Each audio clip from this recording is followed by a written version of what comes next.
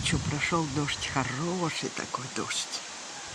И сейчас обещают через 5 минут, а может и раньше. Иду к дельфиниуму, потому что он 3 метра. И как его подвязывать, я не знаю, по проводам же. Ну, этот маленький спрятался. Его хорошо. А вот этот, ну куда его сажать? К сараю. Ну не факт, он не каждый год такой большой. Вот сейчас его и завалит.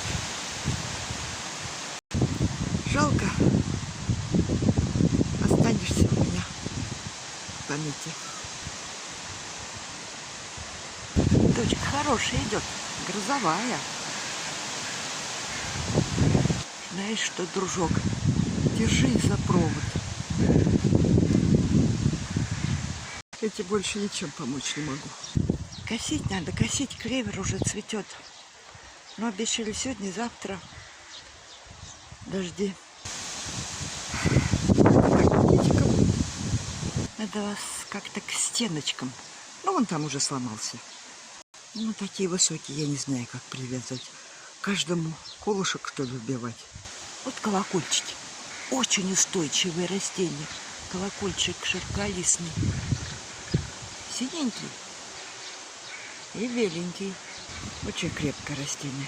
Ну, кое-что повалило, это не жалко. И он не сломается. Зацвела малина душистая. Так, но это еще не цветет, он может и не сломается. Они ломаются во время цветения. Ну вот еще золотым шаром, может быть, удержится. У меня культурных порядочных розочек штуки 3. Ну вот маленькие еще остались. Саранка. Был один, как он называется-то, луковичка. И как-то так он сам размножился по всему участку. Но не он, а она. Саранка, лилия. Спрятался. Лилии в этом году будет очень-очень мало. Буквально поштучно, померзли. Вот так. Ой, бронзовка. Ну ничем не брезгует. Даже ромашкой.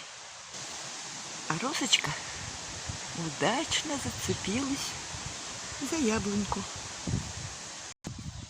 Пока от дождя не упал и не осыпался. Это он после ночи такой.